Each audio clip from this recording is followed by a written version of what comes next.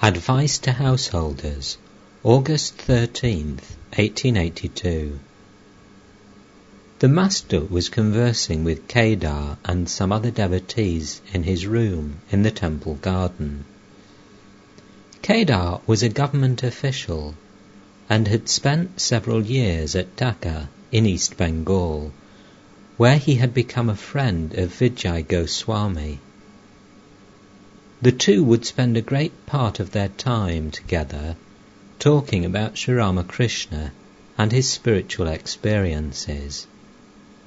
Kedar had once been a member of the Brahmo Samaj. He followed the path of bhakti. Spiritual talk always brought tears to his eyes. It was 5 o'clock in the afternoon. Kedar was very happy that day, having arranged a religious festival for Sri Ramakrishna. A singer had been hired by Ram, and the whole day passed in joy. The Master explained to the devotees the secret of communion with God.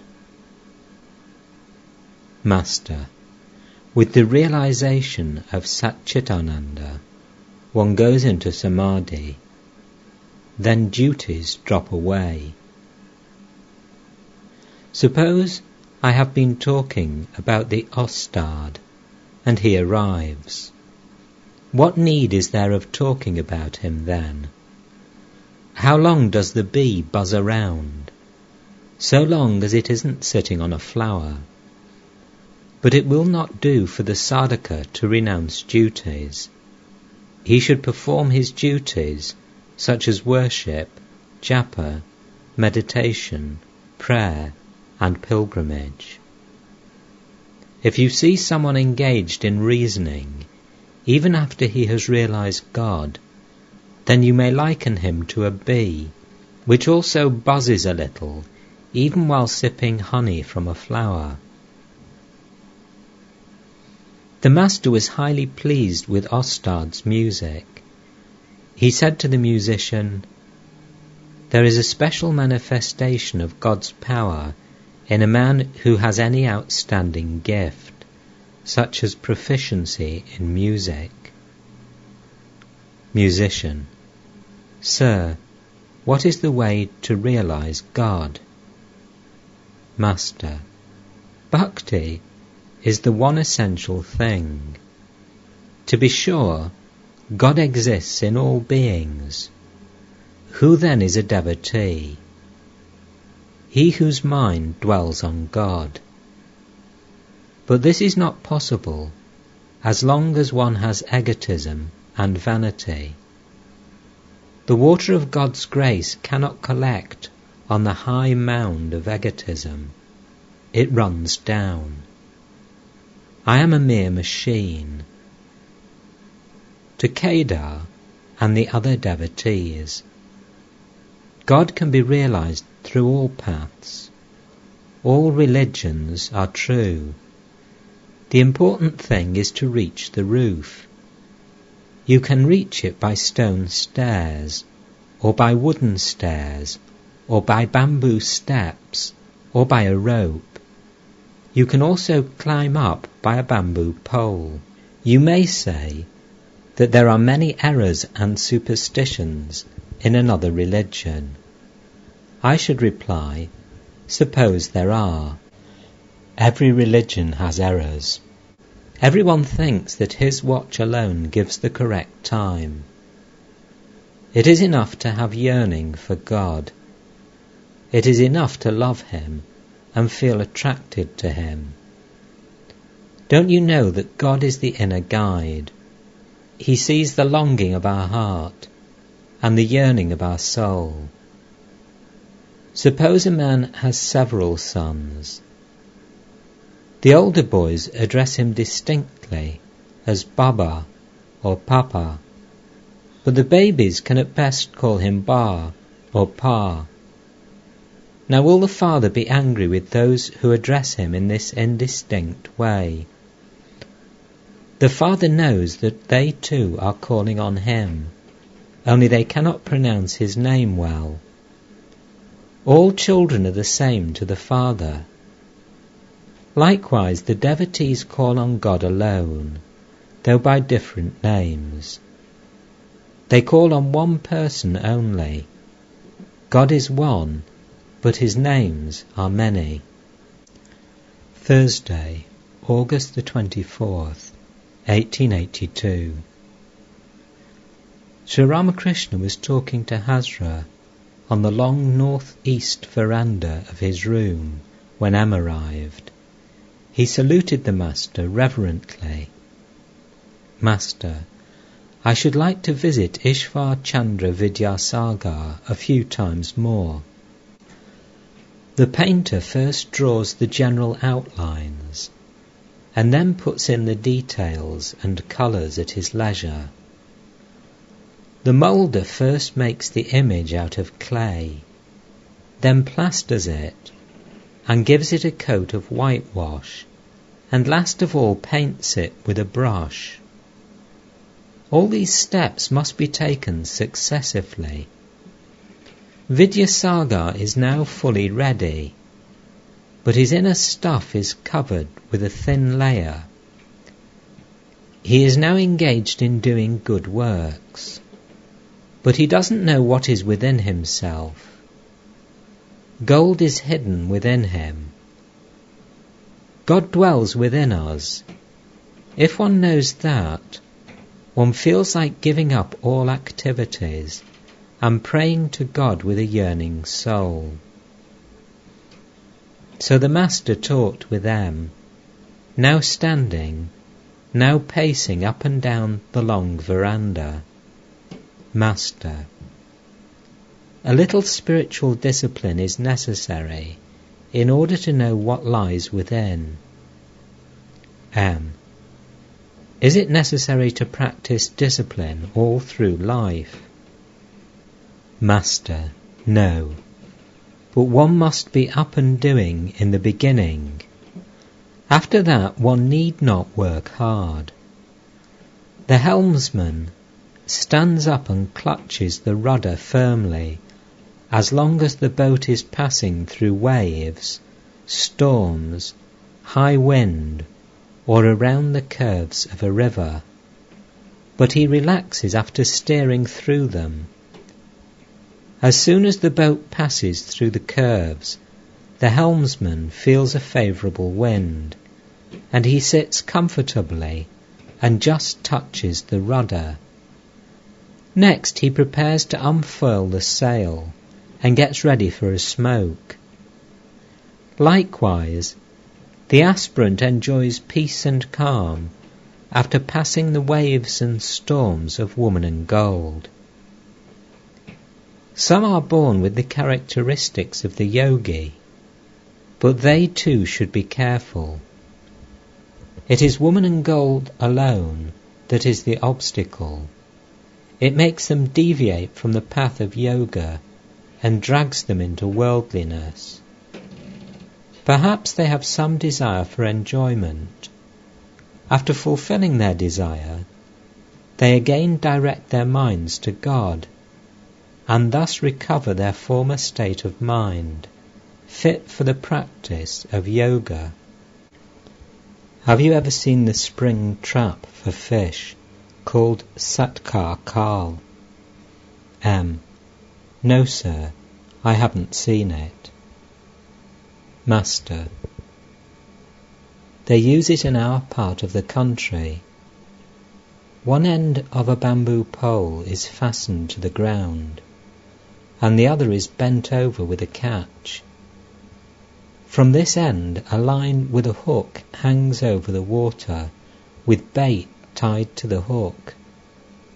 When the fish swallows the bait, suddenly the bamboo jumps up and regains its upright position.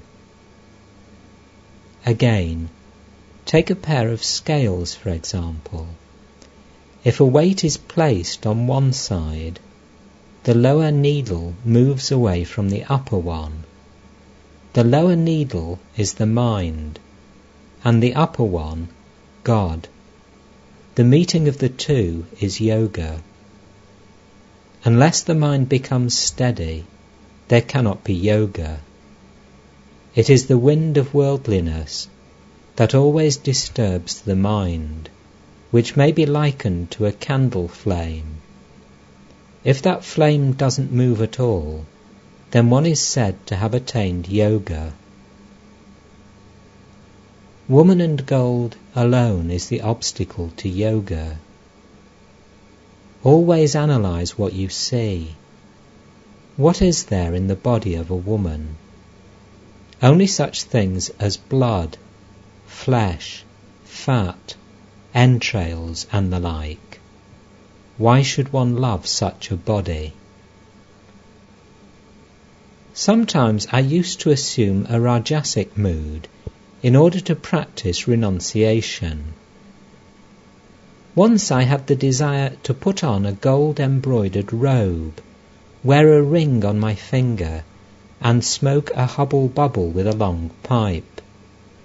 Matur Babu procured all these things for me.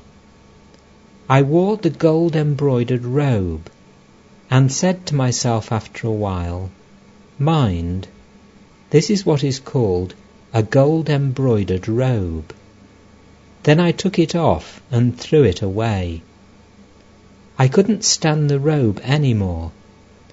Again I said to myself, "Mind, this is called a shawl, and this a ring, and this smoking a hubble-bubble with a long pipe." I threw those things away once for all, and the desire to enjoy them never arose in my mind again. It was almost dusk. The Master and M stood talking alone near the door on the south-east veranda. Master to M: the mind of the yogi is always fixed on God, always absorbed in the self. You can recognize such a man by merely looking at him. His eyes are wide open, with an aimless look, like the eyes of the mother bird hatching her eggs. Her entire mind is fixed on the eggs, and there is a vacant look in her eyes. Can you show me such a picture? M: I shall try to get one. As evening came on, the temples were lighted up. Sri Ramakrishna was seated on his small couch, meditating on the Divine Mother.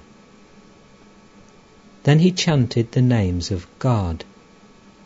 Incense was burnt in the room where an oil lamp had been lighted. Sounds of conch shells and gongs came floating on the air as the evening worship began in the temple of Kali. The light of the moon flooded all the quarters. The Master again spoke to M: Master, perform your duties in an unselfish spirit. The work that Vidyasagar is engaged in is very good. Always try to perform your duties without desiring any result. M: Yes, sir. But may I know if one can realize God while performing one's duties? Can Rama and desire coexist? The other day I read in a Hindi couplet, where Rama is, there desire cannot be. Where desire is, there Rama cannot be. Master: all, without exception, perform work. Even to chant the name and glories of God is work, as is the meditation of the non-dualist on I am He. Breathing is also an activity. There is no way of renouncing work altogether, so do your work, but surrender the result to God. M: Sir, may I make an effort to earn more money? Master, it is permissible to do so, to maintain a religious family. You may try to increase your income, but in an honest way. The goal of life is not the earning of money, but the service of God. Money is not harmful if it is devoted to the service of God. M. How long should a man feel obliged to do his duty towards his wife and children? Master, as long as they feel pinched for food and clothing. But one need not take the responsibility of a son when he is able to support himself. When the young fledgling learns to pick its own food, the mother pecks it if it comes to her for food. M. How long must one do one's duty? Master, the blossom drops off when the fruit appears. One doesn't have to do one's duty after the attainment of God, nor does one feel like doing it then. If a drunkard takes too much liquor, he cannot retain consciousness. If he takes only 2 or 3 glasses, he can go on with his work. As you advance nearer and nearer to God, He will reduce your activities little by little. Have no fear. Finish the few duties you have at hand, and then you will have peace. When the mistress of the house goes to bathe after finishing her cooking and other household duties, she won't come back, however you may shout at her. M. Sir, what is the meaning of the realization of God? What do you mean by God vision? How does one attain it? Master, according to the Vaishnavas, the aspirants and the seers of God may be divided into different groups. There are the Pravartaka, the Sadhaka, the Siddha, and the Siddha of the Siddha. He who has just set foot on the path may be called the Pravartaka. He may be called a Sadhaka who has for some time been practicing spiritual disciplines such as worship, japa, meditation, and the chanting of God's name and glories. He may be called a Siddha who has known from his inner experience that God exists. An analogy is given in the Vedanta to explain this.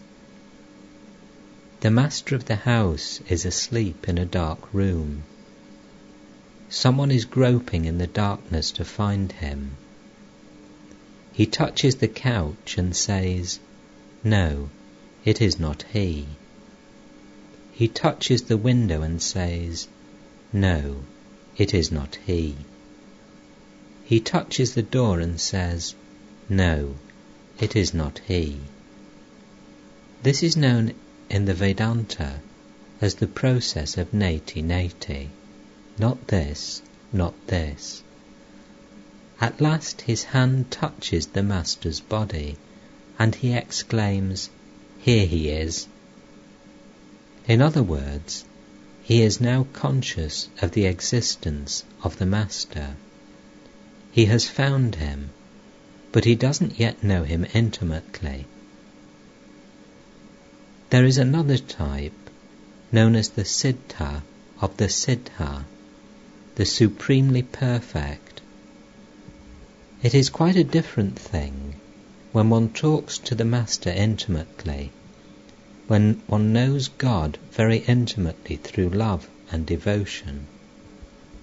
A Siddha has undoubtedly attained God, but the supremely perfect has known God very intimately.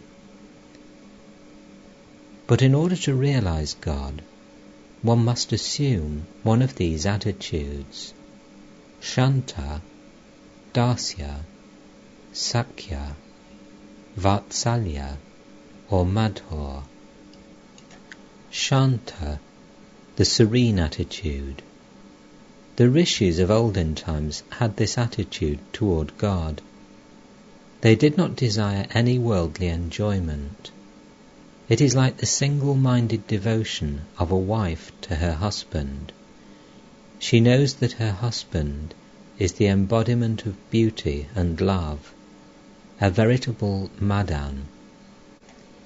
Dasya, the attitude of a servant toward his master.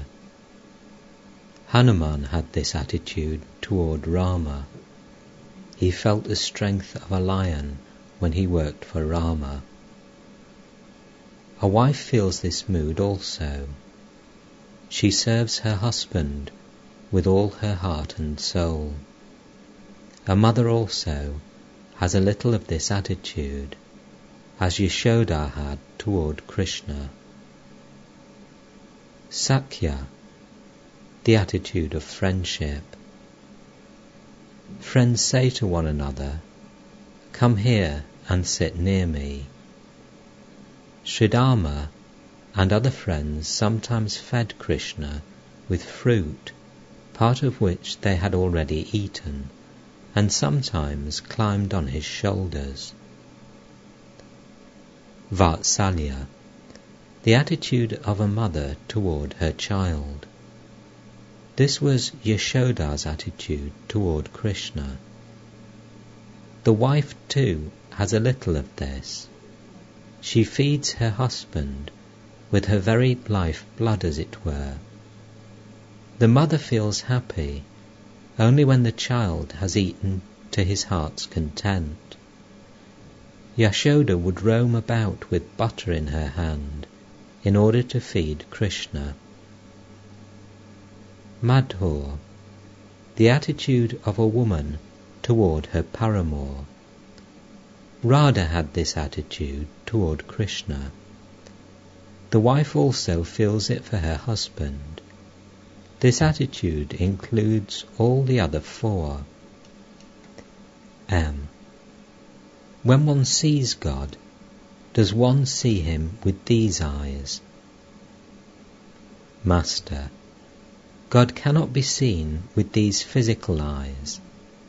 In the course of spiritual discipline, one gets a love body, endowed with love eyes, love ears, and so on. One sees God with those love eyes. One hears the voice of God with those love ears. One even gets a sexual organ made of love. At these words, M burst out laughing. The master continued, unannoyed. With this love body, the soul communes with God. M again became serious.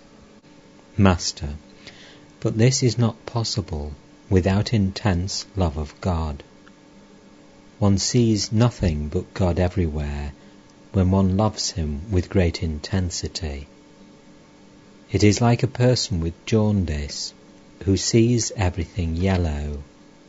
Then one feels, I am verily he.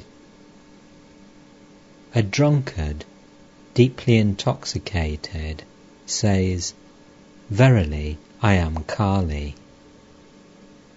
The gopis, intoxicated with love, exclaimed, Verily I am Krishna. One who thinks of God day and night beholds him everywhere. It is like a man seeing flames on all sides, after he has gazed fixedly at one flame for some time.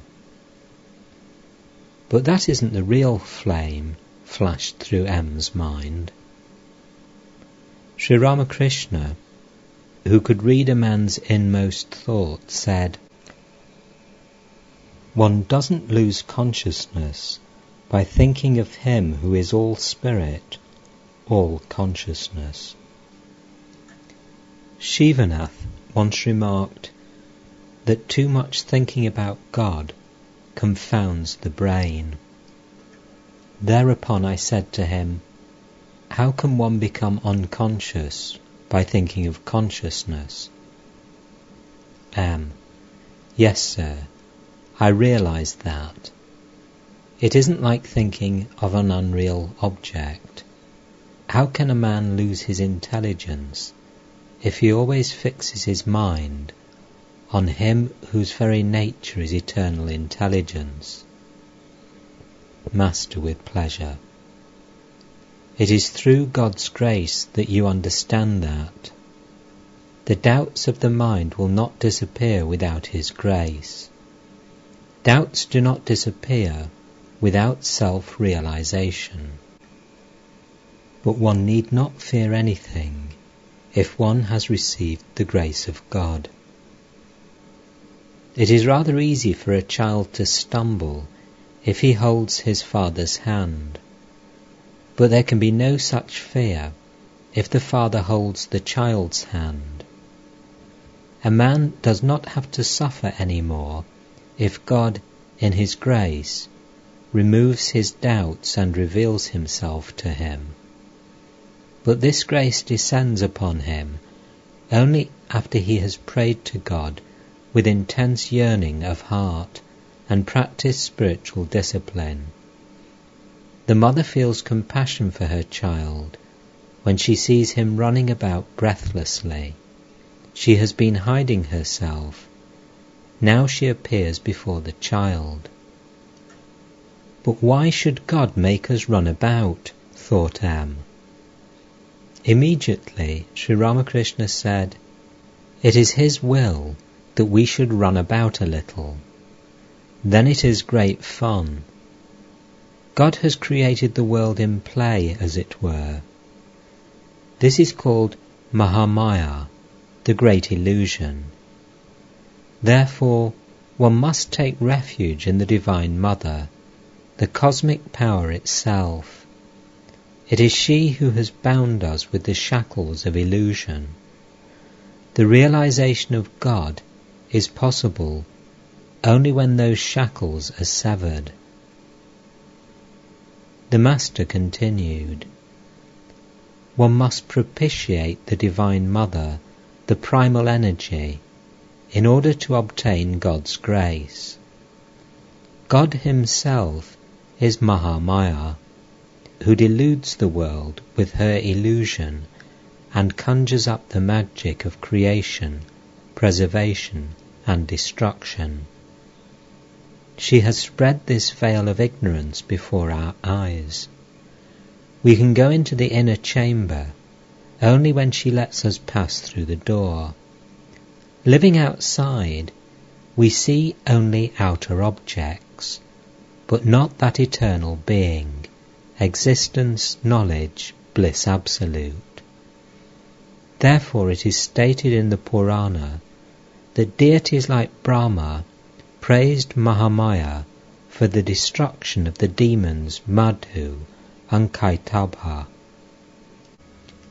Shakti alone is the root of the universe.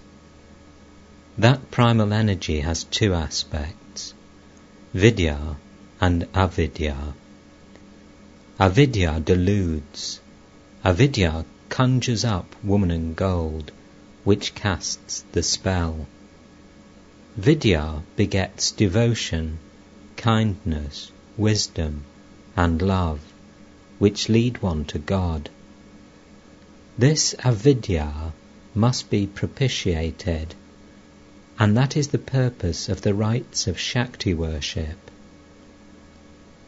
The devotee assumes various attitudes towards Shakti in order to propitiate her. The attitude of a handmaid, a hero, or a child. A hero's attitude is to please her, even as a man pleases a woman through intercourse. The worship of Shakti is extremely difficult. It is no joke. I passed 2 years as the handmaid and companion of the Divine Mother, but my natural attitude has always been that of a child towards its mother. I regard the breasts of any woman as those of my own mother. Women are, all of them, the veritable images of Shakti. In northwest India, the bride holds a knife in her hand at the time of marriage. In Bengal, a nut cutter. The meaning is that the bridegroom, with the help of the bride, who is the embodiment of the divine power, will sever the bondage of illusion. This is the heroic attitude. I never worship the Divine Mother that way. My attitude toward her is that of a child towards its mother. The bride is the very embodiment of Shakti. Haven't you noticed at the marriage ceremony how the groom sits behind like an idiot, but the bride, she is so bold. After attaining God, one forgets his external splendour, the glories of his creation. One doesn't think of God's glories after one has seen him. The devotee, once immersed in God's bliss, doesn't calculate any more about outer things. When I see Narendra, I don't need to ask him, "What's your name? Where do you live?" Where is the time for such questions? Once a man asked Hanuman which day of the fortnight it was. "Brother," said Hanuman, "I don't know anything of the day of the week, or the fortnight, or the position of the stars. I think of Rama alone." October the 16th, 1882. It was Monday, a few days before the Durga Puja, the festival of the Divine Mother. Sri Ramakrishna was in a very happy state of mind, for Narendra was with him. Narendra had brought 2 or 3 young members of the Brahmo Samaj to the temple garden. Besides these, Rakal, Ramlal, Hazra and M were with the master. Narendra had his midday meal with Sri Ramakrishna.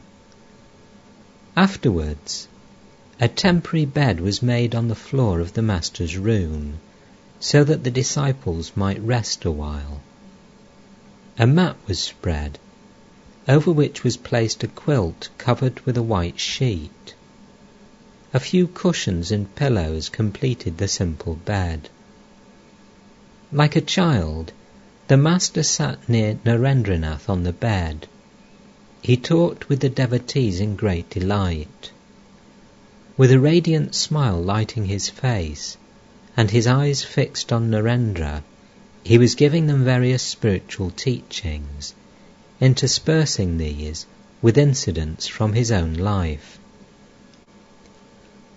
Master, after I had experienced Samadhi, my mind craved intensely to hear only about God. I would always search for places where they were reciting or explaining the sacred books, such as the Bhagavata, the Mahabharata, and the Adhyatma Ramayana. I used to go to Krishna Kishore to hear him read the Adhyatma Ramayana. What tremendous faith Krishna Kishore had. Once, at Vrindavan, he felt thirsty and went to a well. Near it he saw a man standing. On being asked to draw a little water for him, the man said, "I belong to a low caste, sir. You are a Brahmin. How can I draw water for you?" Krishna Kishore said, "Take the name of Shiva. By repeating his holy name, you will make yourself pure." The low caste man did as he was told, and Krishna Kishore, orthodox Brahmin that he was, drank the water. What tremendous faith! Once a holy man came to the bank of the Ganges and lived near the bathing ghat at Aryadhaha, not far from Dakshineshwar. We thought of paying him a visit. I said to Haladari, Krishna Kishore and I are going to see a holy man. Will you come with us? Haladari replied, what is the use of seeing a mere human body, which is no better than a cage of clay? Haladari was a student of the Gita and Vedanta philosophy, and therefore referred to the holy man as a mere cage of clay. I repeated this to Krishna Kishore. With great anger he said, how impudent of Haladari to make such a remark! How can he ridicule as a cage of clay the body of a man who constantly thinks of God, who meditates on Rama and has renounced all for the sake of the Lord? Doesn't he know that such a man is the embodiment of spirit? He was so upset by Haladari's remarks that he would turn his face away from him whenever he met him in the temple garden, and stop speaking to him. Once, Krishna Kishore asked me, why have you cast off the sacred thread? In those days of God vision, I felt as if I were passing through the great storm of Ashwin, and everything had blown away from me. No trace of my old self was left. I lost all consciousness of the world. I could hardly keep my cloth on my body, not to speak of the sacred thread. I said to Krishna Kishore, you will understand if you ever happen to be as intoxicated with God as I was. And it actually came to pass. He too passed through a God-intoxicated state, when he would repeat only the word Om, and shut himself up alone in his room. His relatives thought he was actually mad, and called in a physician. Ram Kaviraj of Natagore came to see him. Krishna Kishore said to the physician, cure me, sir, of my malady, if you please, but not of my Om. All laugh. One day I went to see him, and found him in a pensive mood. When I asked him about it, he said, the tax collector was here. He threatened to dispose of my brass pots, my cups, and my few utensils if I didn't pay the tax, so I am worried. I said, but why should you worry about it? Let him take away your pots and pans. Let him arrest your body even. How will that affect you? For your nature is that of Ka. Narendra and the others laugh. He used to say to me that he was the spirit, all-pervading as the sky. He had got that idea from the Adhyatma Ramayana. I used to tease him now and then, addressing him as Ka.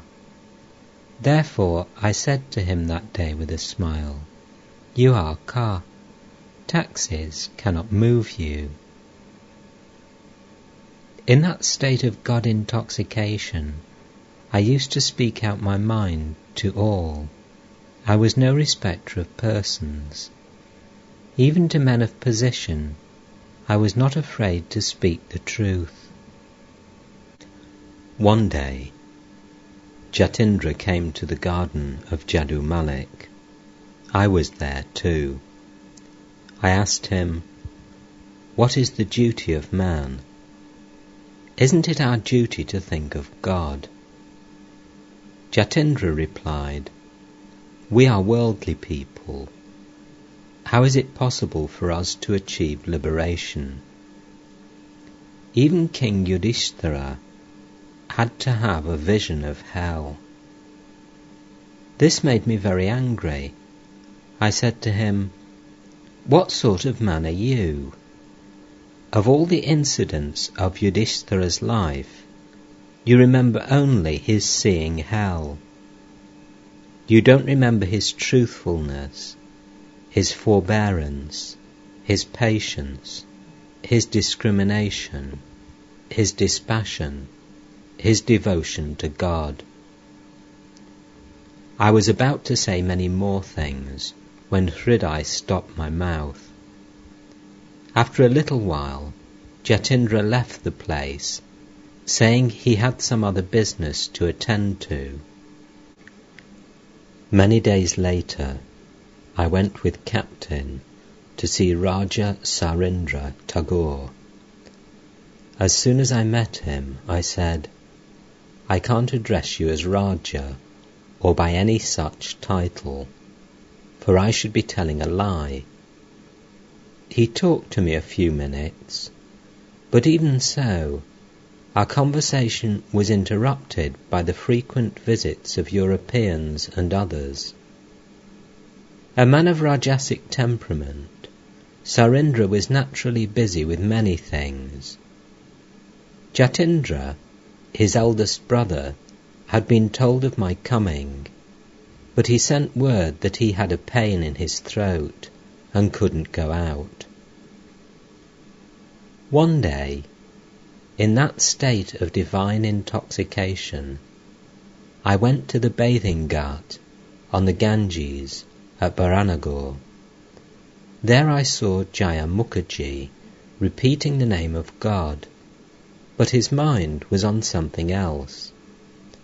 I went up and slapped him twice on the cheeks. At one time, Rani Rasmani was staying in the temple garden. She came to the shrine of the Divine Mother, as she frequently did when I worshipped Kali, and asked me to sing a song or two. On this occasion, while I was singing, I noticed she was sorting the flowers for worship absent-mindedly. At once I slapped her on the cheeks. She became quite embarrassed and sat there with folded hands. Alarmed at this state of mind myself, I said to my cousin Haladari, "Just see my nature. How can I get rid of it?" After praying to the Divine Mother for some time with great yearning, I was able to shake off this habit. When one gets into such a state of mind, one doesn't enjoy any conversation but that about God. I used to weep when I heard people talk about worldly matters. When I accompanied Mathur Babu on a pilgrimage, we spent a few days at Benares at Raja Babu's house. One day, I was seated in the drawing room with Mathur Babu, Raja Babu and others. Hearing them talk about various worldly things, such as their business losses and so forth, I wept bitterly and said to the Divine Mother, "Mother, where have you brought me? I was much better off in the temple garden at Dakshineshwar. Here I am in a place where I must hear about woman and gold, but at Dakshineshwar I could avoid it." The Master asked the devotees, especially Narendra, to rest a while, and he himself lay down on the smaller couch.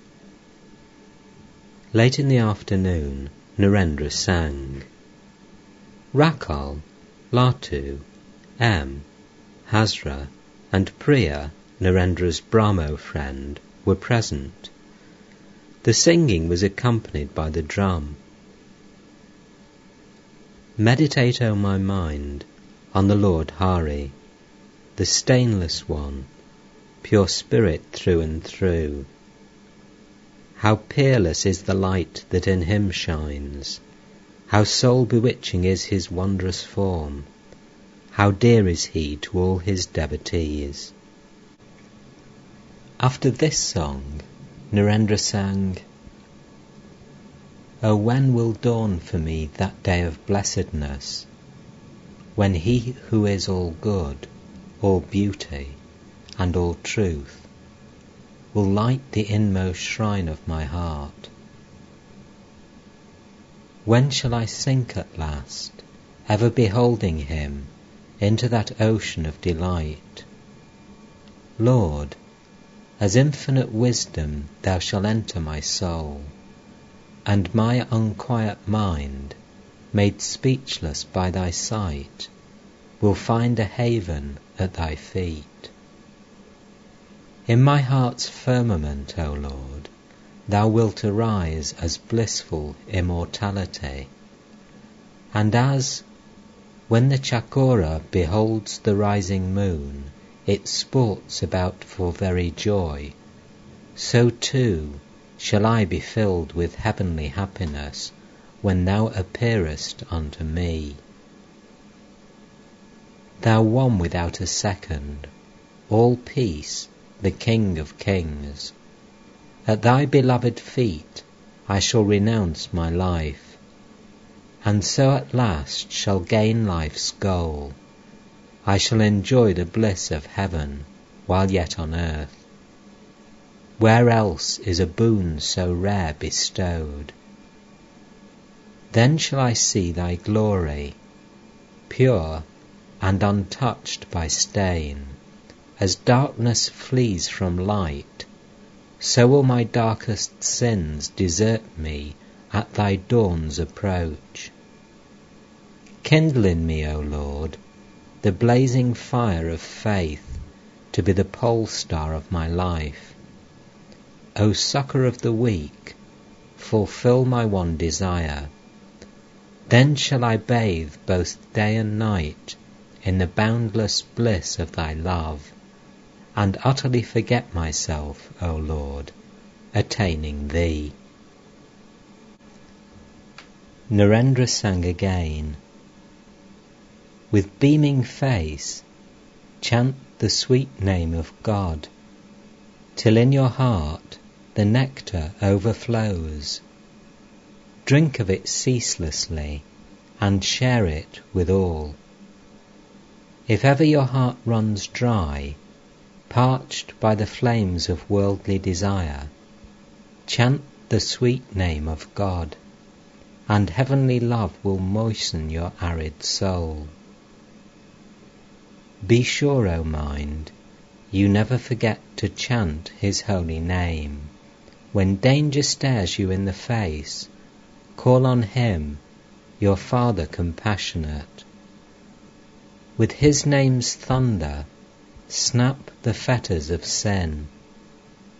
Come, let us fulfill our heart's desires by drinking deep of everlasting joy, made one with him in love's pure ecstasy." Now Narendra and the devotees began to sing kirtan, accompanied by the drum and cymbals. They moved round and round the master as they sang. Immerse yourself forevermore, O mind, in him who is pure knowledge and pure bliss. Next they sang, "O when will dawn for me that day of blessedness, when he who is all good, all beauty, and all truth, will light the inmost shrine of my heart." At last Narendra himself was playing on the drums, and he sang with the master, full of joy. With beaming face, chant the sweet name of God. When the music was over, Sri Ramakrishna held Narendra in his arms a long time and said, "You have made us so happy today. The floodgate of the Master's heart was opened so wide that night that he could hardly contain himself for joy. It was 8 o'clock in the evening. Intoxicated with divine love, he paced the long veranda north of his room. Now and then he could be heard talking to the Divine Mother. Suddenly he said in an excited voice, "What can you do to me?" Was the Master hinting that Maya was helpless before him, since he had the Divine Mother for his support? Narendra, M, and Priya were going to spend the night at the temple garden. This pleased the Master highly, especially since Narendra would be with him. The Holy Mother, who was living in the Nahabat, had prepared the supper. Surendra bore the greater part of the Master's expenses. The meal was ready, and the plates were set out on the south-east veranda of the Master's room. Near the east door of his room, Narendra and the other devotees were gossiping. Narendra: "How do you find the young men nowadays?" M: "They are not bad, but they don't receive any religious instruction." Narendra: "But from my experience, I feel they are going to the dogs. They smoke cigarettes, indulge in frivolous talk, enjoy foppishness, play truant, and do everything of that sort. I have even seen them visiting questionable places." M: "I didn't notice such things during our student days." Narendra: "Perhaps you didn't mix with the students intimately. I have even seen them talking with people of immoral character. Perhaps they are on terms of intimacy with them." M: "It is strange indeed." Narendra: "I know that many of them form bad habits. It would be proper if the guardians of the boys and the authorities kept their eyes on these matters." They were talking thus when Sri Ramakrishna came to them and asked with a smile, "Well, what are you talking about?" Narendra: "I have been asking M about the boys in the schools. The conduct of students nowadays isn't all that it should be." The Master became grave and said to M rather seriously, "This kind of conversation is not good. It isn't desirable to indulge in any talk but talk of God. You are their senior, and you are intelligent. You should not have encouraged them to talk about such matters." Narendra was then about 19 years old, and M about 28. Thus admonished, M felt embarrassed, and the others also fell silent. While the devotees were enjoying their meal, Sri Ramakrishna stood by and watched them with intense delight. That night the Master's joy was very great. After supper, the devotees rested on the mat spread on the floor of the Master's room. They began to talk with him. It was indeed a mart of joy. The Master asked Narendra to sing the song beginning with the line, "In wisdom's firmament, the moon of love is rising full." Narendra sang, and other devotees played the drums and cymbals. In wisdom's firmament, the moon of love is rising full, and love's flood tide in surging waves is flowing everywhere. O Lord, how full of bliss thou art, victory unto thee. On every side shine devotees, like stars around the moon. Their friend, the Lord all-merciful, joyously plays with them. Behold, the gates of paradise today are open wide. The soft spring wind of the new day raises fresh waves of joy. Gently it carries to the earth the fragrance of God's love, till all the yogis, drunk with bliss, are lost in ecstasy. Upon the sea of the world unfolds the lotus of the new day, and there the mother sits enshrined in blissful majesty. See how the bees are mad with joy, sipping the nectar there. Behold the mother's radiant face, which so enchants the heart and captivates the universe. About her lotus feet, bands of ecstatic holy men are dancing in delight. What matchless loveliness is hers! What infinite content pervades the heart when she appears! O brothers, says Prem Das, I humbly beg you, one and all, to sing the mother's praise. Sri Ramakrishna sang and danced, and the devotees danced around him. When the song was over, the master walked up and down the north-east veranda, where Hazra was seated with M. The master sat down there. He asked a devotee, "Do you ever have dreams?" Devotee, "Yes, sir. The other day I dreamt a strange dream. I saw the whole world enveloped in water. There was water on all sides. A few boats were visible, but suddenly huge waves appeared and sank them.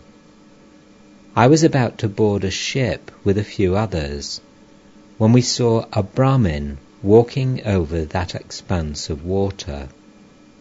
I asked him, 'How can you walk over the deep?' The Brahmin said with a smile, 'Oh, there is no difficulty about that. There is a bridge under the water.' I said to him, 'Where are you going?' 'To Bhawanipur, the city of the Divine Mother,' he replied. 'Wait a little,' I cried. 'I shall accompany you.' Master: Oh, I am thrilled to hear the story. Devotee: The Brahmin said, I am in a hurry. It will take you some time to get out of the boat. Goodbye. Remember this path and come after me. Master: Oh, my hair is standing on end. Please be initiated by a guru as soon as possible. Shortly before midnight, Narendra and the other devotees lay down on a bed made on the floor of the master's room. At dawn, some of the devotees were up. They saw the master, naked as a child, pacing up and down the room, repeating the names of the various gods and goddesses. His voice was sweet as nectar. Now he would look at the Ganges, now stop in front of the pictures hanging on the wall and bow down before them. chanting all the while the holy names in his sweet voice. He chanted Veda, Purana, Tantra, Gita, Gayatri, Bhagavata, Bhakta, Bhagavan. Referring to the Gita, he repeated many times, Tagi, Tagi, Tagi. Now and then he would say, O Mother, thou art verily Brahman, and thou art verily Shakti. Thou art Purusha, and thou art Prakriti. Thou art Virat. Thou art the Absolute, and thou dost manifest thyself as the relative. Thou art verily the 24 cosmic principles. In the meantime, the morning service had begun in the temples of Kali and Radhakanta. Sounds of conch shells and cymbals were carried on the air. The devotees came outside the room and saw the priests and servants gathering flowers in the garden for the divine service in the temples. From the Nahabat floated the sweet melody of musical instruments, befitting the morning hours. Narendra and the other devotees finished their morning duties and came to the Master. With a sweet smile on his lips, Sri Ramakrishna was standing on the northeast veranda, close to his own room. Narendra: we noticed several sannyasis belonging to the sect of Nanak in the Panjavati.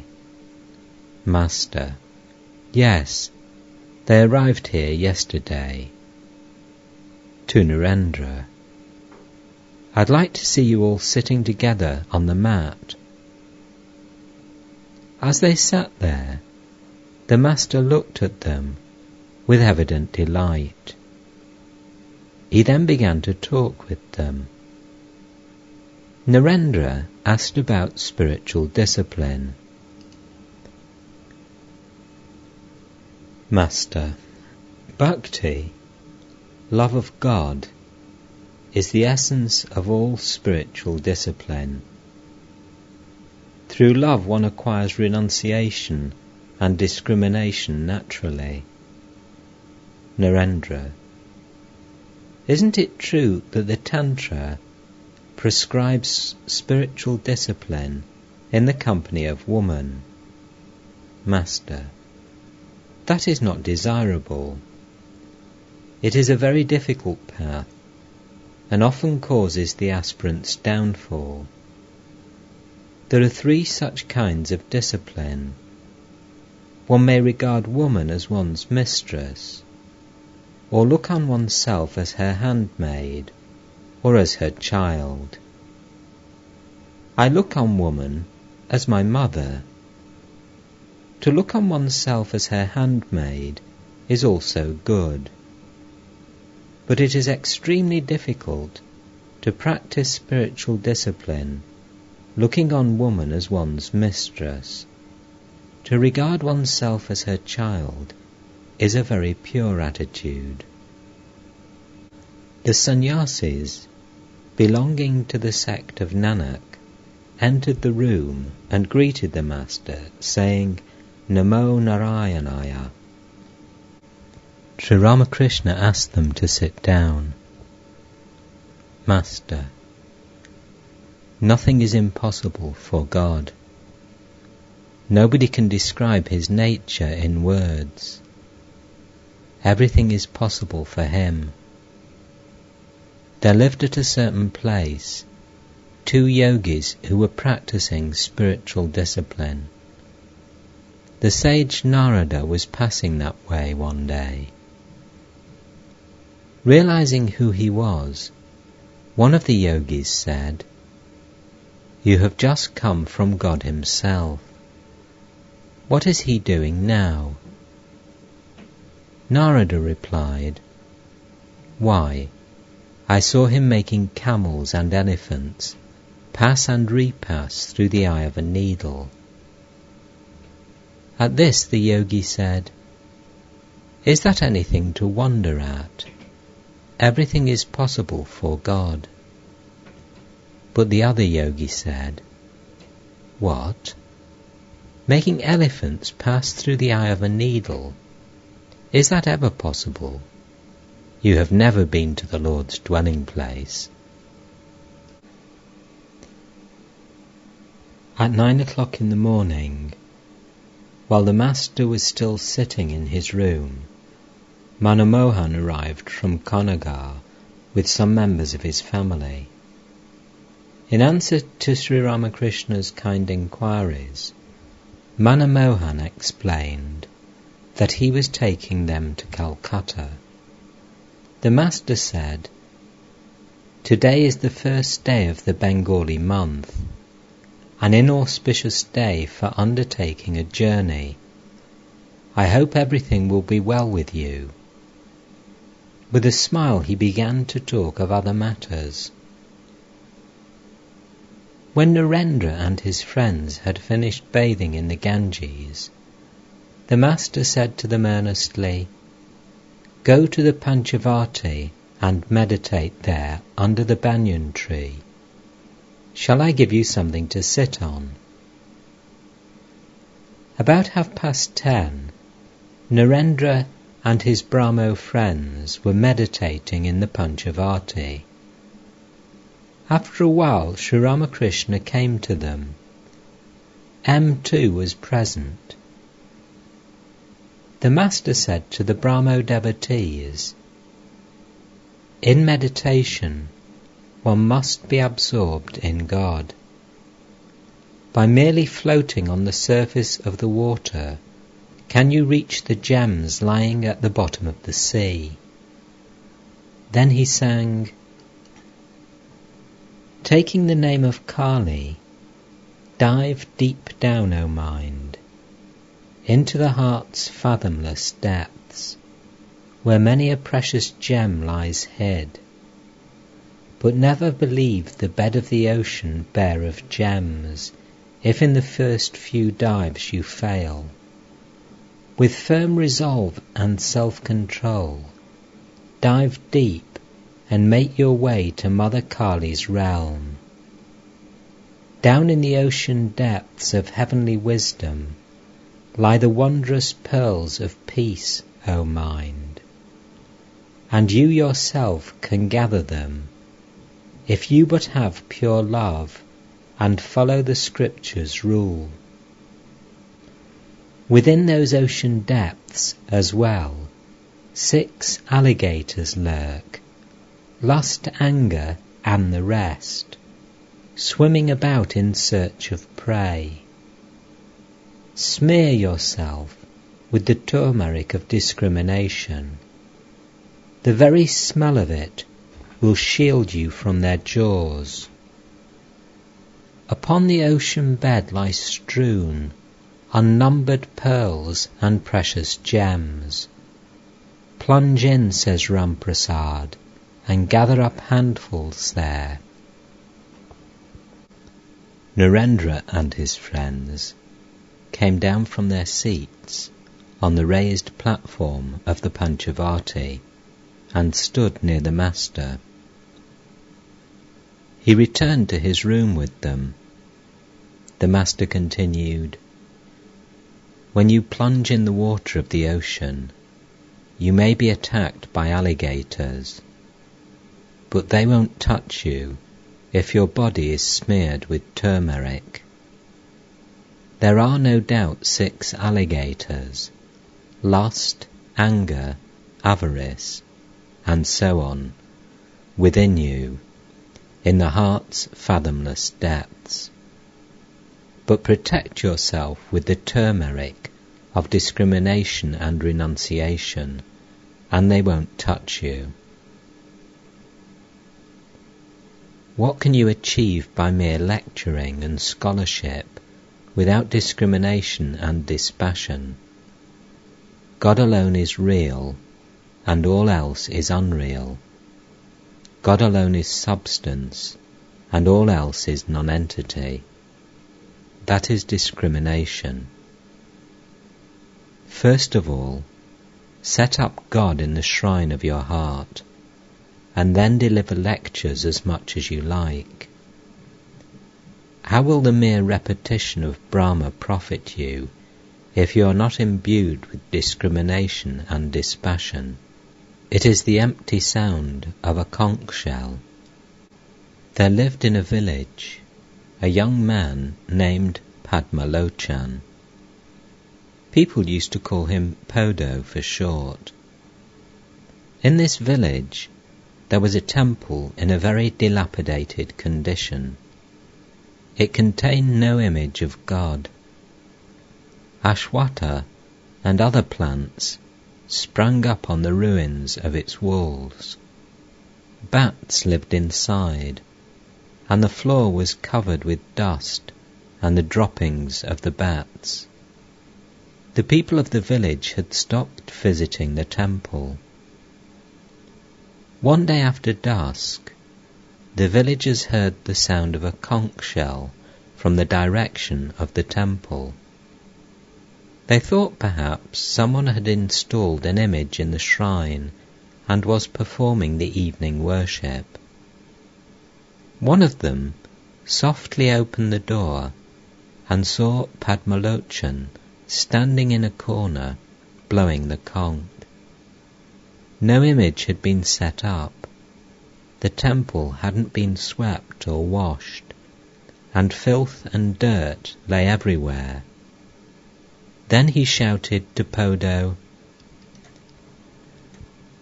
"You have set up no image here within the shrine, O fool. Blowing the conch, you simply make confusion worse confounded. Day and night 11 bats scream there incessantly.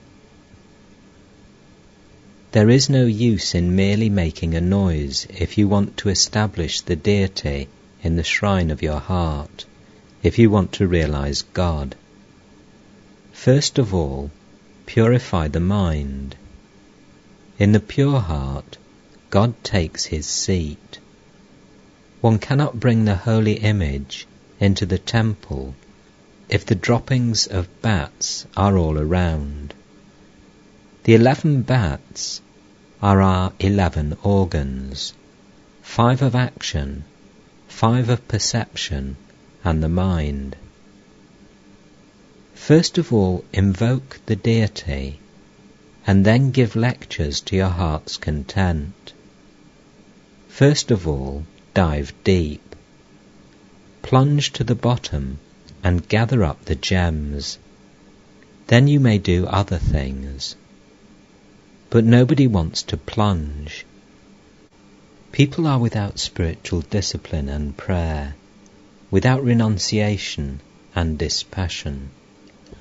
They learn a few words and immediately start to deliver lectures. It is difficult to teach others. Only if a man gets a command from God after realizing him is he entitled to teach. Thus conversing, the master came to the west end of the veranda. M stood by his side. Sri Ramakrishna had repeated again and again that God cannot be realized without discrimination and renunciation. This made M extremely worried. He had married and was then a young man of 28, educated in college in the Western way. Having a sense of duty, he asked himself, do discrimination and dispassion mean giving up woman and gold? He was really at a loss to know what to do. M to the master. What should one do if one's wife says, "You are neglecting me. I shall commit suicide"? Master, in a serious tone. Give up such a wife if she proves an obstacle in the way of spiritual life. Let her commit suicide or anything else she likes. The wife that hampers her husband's spiritual life is an ungodly wife. Immersed in deep thought, M stood leaning against the wall. Narendra and the other devotees remained silent a few minutes. The master exchanged several words with them. Then, suddenly going to M, he whispered in his ear, "But if a man has sincere love for God, then all come under his control. The king, wicked persons, and his wife. Sincere love of God on the husband's part may eventually help the wife to lead a spiritual life. If the husband is good, then through the grace of God, the wife may also follow his example." This had a most soothing effect on M's worried mind.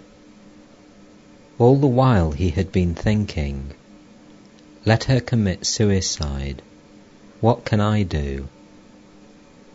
M to the Master: "This world is a terrible place indeed." Master to the devotees: "That is the reason Chaitanya said to his companion Nityananda, 'Listen, brother, there is no hope of salvation for the worldly minded.'" On another occasion, the Master had said to M privately, "Yes, there is no hope for a worldly man if he is not sincerely devoted to God, but he has nothing to fear if he remains in the world after realizing God. Nor need a man have any fear whatever of the world if he attains sincere devotion by practicing spiritual discipline now and then in solitude." Chaitanya had several householders among his devotees, but they were householders in name only, for they lived unattached to the world. It was noon, the worship was over, and food offerings had been made in the temple. The doors of the temple were shut. Sri Ramakrishna sat down for his meal, and Narendra and the other devotees partook of the food offerings from the temple. Sunday, October the 22nd, 1882. It was the day of Vijaya, the last day of the celebration of the worship of Durga, when the clay image is immersed in the water of a lake or river. About 9 o'clock in the morning, M was seated on the floor of the Master's room at Dakshineshwar, near Sri Ramakrishna, who was reclining on the small couch. Rakal was then living with the Master, and Narendra and Bhavanath visited him frequently. Babaram had only seen him once or twice. Master: "Did you have any holiday during the Durga Puja?" M: "Yes, sir. I went to Keshav's house every day for the first 3 days of the worship." Master: "Is that so?" M: "I heard there a very interesting interpretation of the Durga Puja." Master: "Please tell me about it." M: "Keshav Sen held daily morning prayers in his house, lasting till 10 or 11. During these prayers, he gave the inner meaning of the Durga Puja. He said that if anyone could realize the Divine Mother, that is to say, could install Mother Durga in the shrine of his heart, then Lakshmi, Saraswati, Kartika and Ganesha would come there of themselves. Lakshmi means wealth, Saraswati, knowledge, Kartika, strength, and Ganesha, success.